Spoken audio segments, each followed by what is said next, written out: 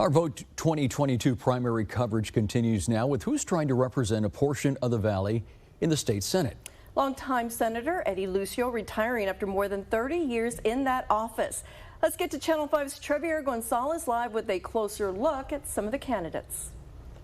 Yes, behind me is a map showing District 27. It covers all of Cameron and Willacy counties and a portion of southeastern Hidalgo County. 7 candidates all hoping to represent this area in the state Senate. Some of them making their case tonight. In another forum hosted by the Greater Harlingen Chamber of Commerce and Raise Your Hand Texas, 4 Democratic hopefuls tackling questions on how they would address education as District 27 state senator. Collectively, all members agreeing that teachers are in need of a raise.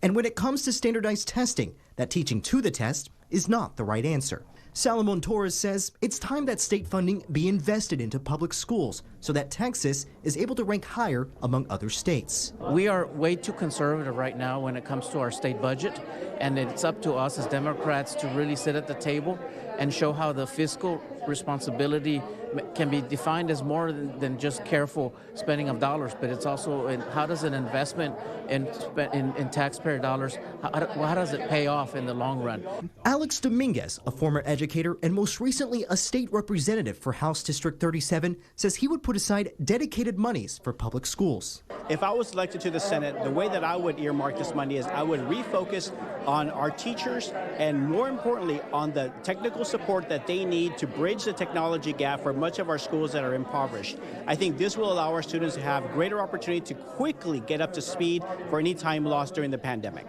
Morgan Lamantia has been endorsed by Eddie Lucio Jr. If elected, she says she will have an open line with educators. Throughout each of the counties, I've been able to meet with teachers, the school district, the school board members, the superintendents, and some of the principals as well, because I believe forming those relationships now are incredibly important. So when we are in session, and if a bill comes across my desk, I can reach out to them individually and ask them how it's going to impact them and get their feedback right away.